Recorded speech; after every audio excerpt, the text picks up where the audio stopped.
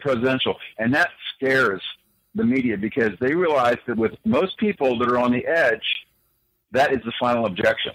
A lot of people that support Trump's outsiderism, that support his platform, weren't supporting him because they didn't like his aggressive personality.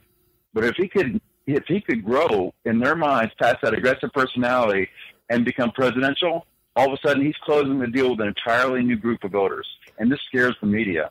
So they're trying to go back to presenting him as being a loose cannon on deck, right. And a guy who's got a bad temper and all this stuff and is sowing chaos. Okay. But it's just not going to work. Yeah. Everything they do, the harder they try to scare people away from Trump, it's the reverse feedback loop. They end up scaring people towards Trump. Right. Robert, you have another question? Yeah, I just find it amazing that when you look at it, he's basically, Mr. Trump is actually on an isolated island already. He's almost running a third-party candidacy alone. You have the media against him. You have the Republican Party against him, the so-called outsider Cruz, and obviously the two insiders with Rubio and Kasich. Basically you have Trump standing alone, and the rest of the world against him, except for the American people. And I hope they stand up and vote for him. And if I see this as a brokered convention, wow. Yeah. Thank you for calling. Keep up the good work. Thank you, Robert. Keep up the tweets. Thanks. Thank you, Robert. Thanks for the call. Great call.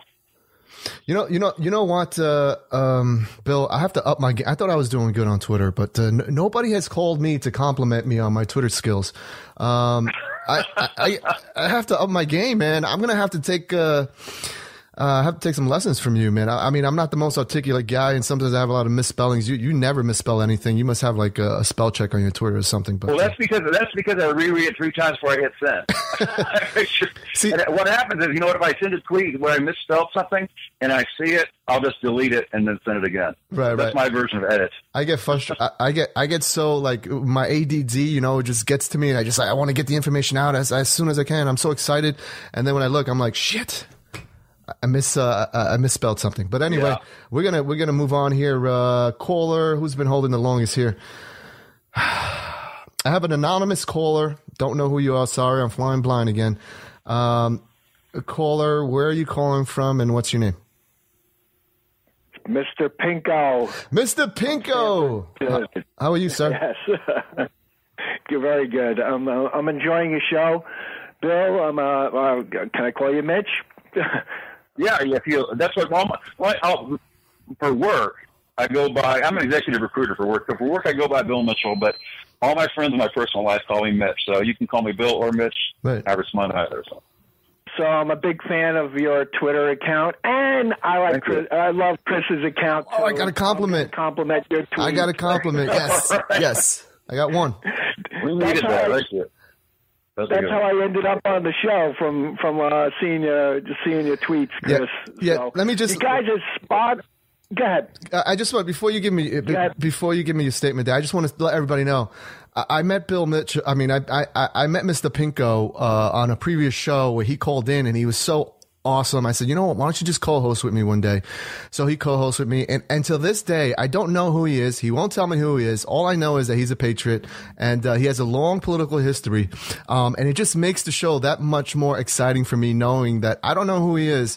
All I know is that he's very knowledgeable, and he brings a lot to the show here. But go ahead, Mr. Pinko. What were you going to say? Yeah, I'm a low-fo guy. No, I'm actually, the reason why I'm anonymous is I am, I don't want to pat myself, it's going to sound egotistical or whatever. I'm actually well-known in the entertainment business. And if I'm outed as a conservative, I lose half, if I go political with my real identity, I'm gonna ruin my career. So that's why I'm anonymous in the political world as Mr. Pinko. And I started with Big Fur Hat and I Own the World. I don't know if you're familiar with that website, you guys. IOwnTheWorld.com. Okay, yeah. And it's actually IOTWReport.com right now. And Big Fur Hat does agitprop, does art, comics like Blanco and all those guys. Right. Brilliant stuff. Right. So brilliant political political stuff with cartoons. You know what, Mr.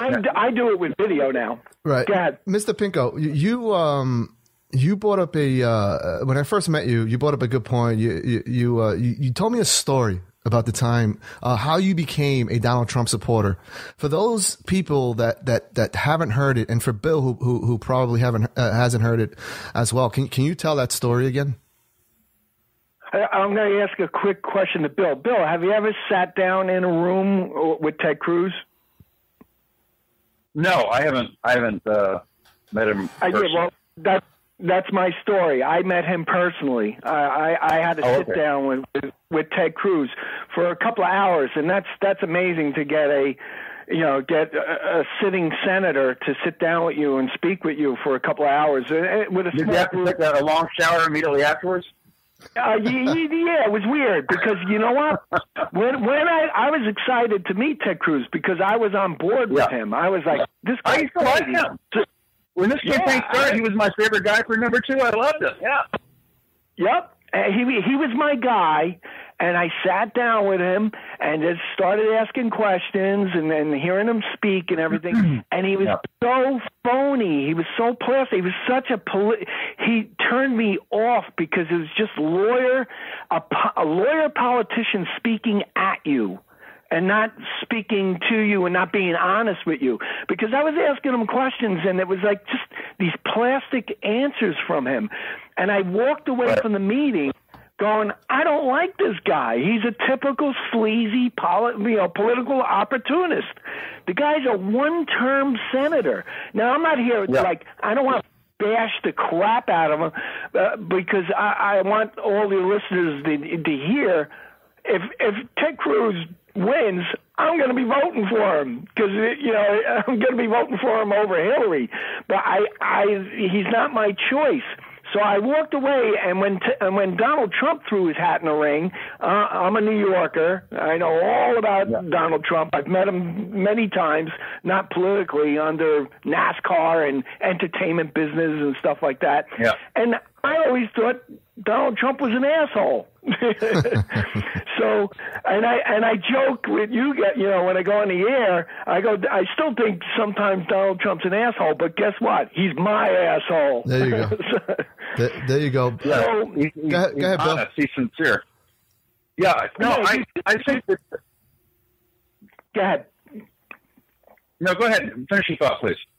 Yeah, no, I just think, and you hit the nail on the head there. He's honest. He's not doesn't read from a teleprompter. You're gonna get, he's not perfect. He's not a perfect candidate or whatever.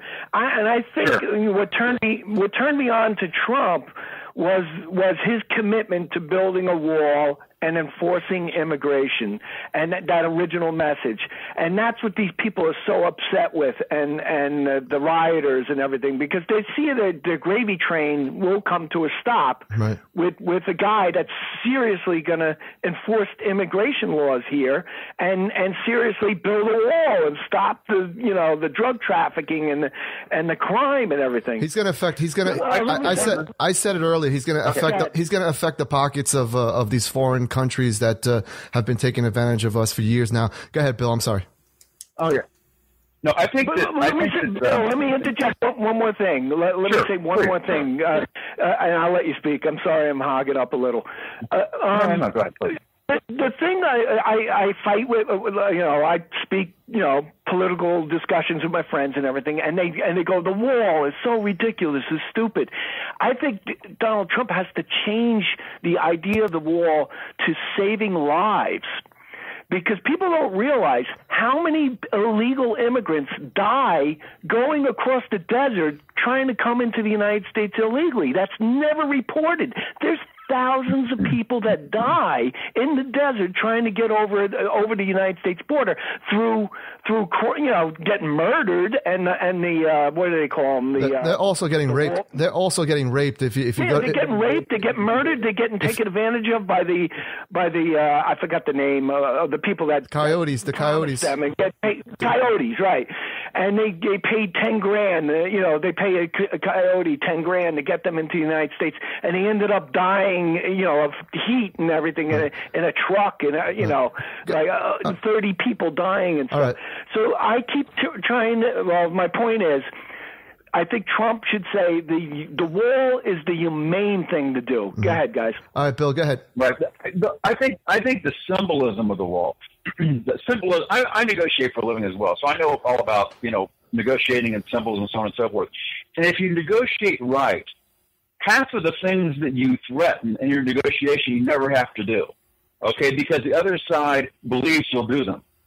And I think that one of the things that is so powerful about the wall is that as Trump starts to build the wall, the symbolism of the wall will be as strong as an effective deterrent to illegal immigration as the wall itself will be. It's so funny, Bill. You make an interesting point with the.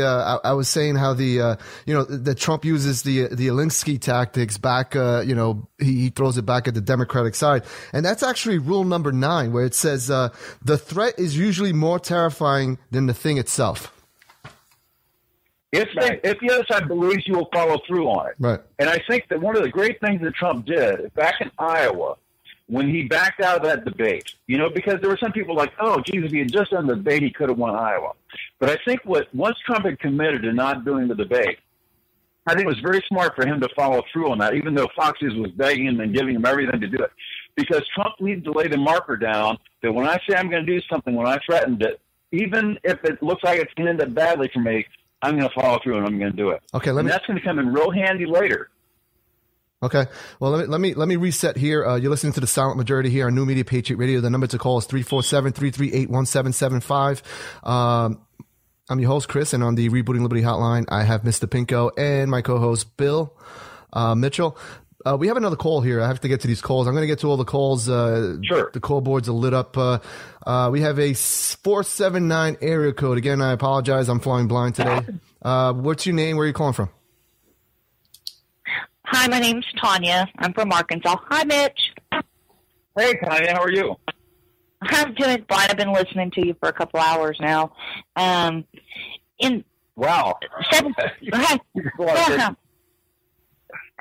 Well, got to do something on Sunday. That's correct, exactly.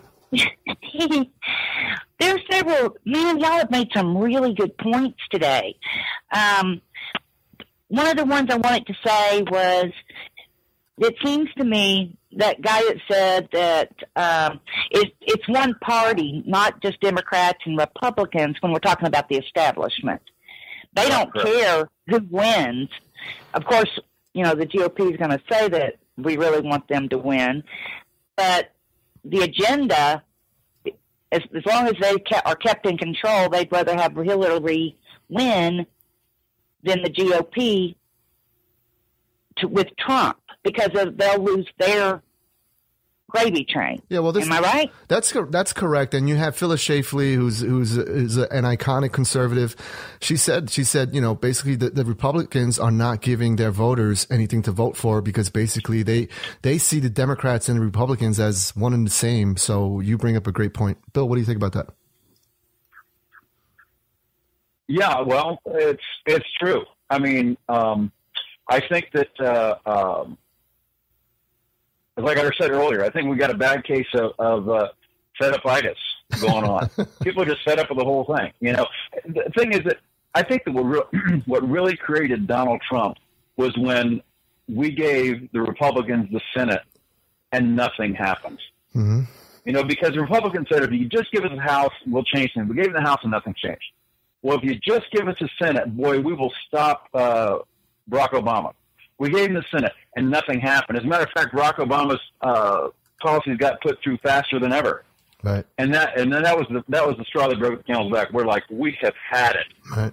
And then I remember looking at the Republican field back then, thinking, oh, geez, there's just nobody that I'm really excited about here. Mm-hmm. And then as soon as Donald Trump announced, I was like, oh my God, I've been waiting for this forever, because I just wanted a pragmatic businessman and a visionary leader and somebody who was good at strategy to run the country. I wanted somebody who had spent most of his life, signing the front of checks instead of the back of checks, right, to run our budget. Right. And that's what Donald Trump has done. And it's just, I'm over the moon. I have been right from the start. So. Mr. Pinko, you have a response to the caller, Tanya?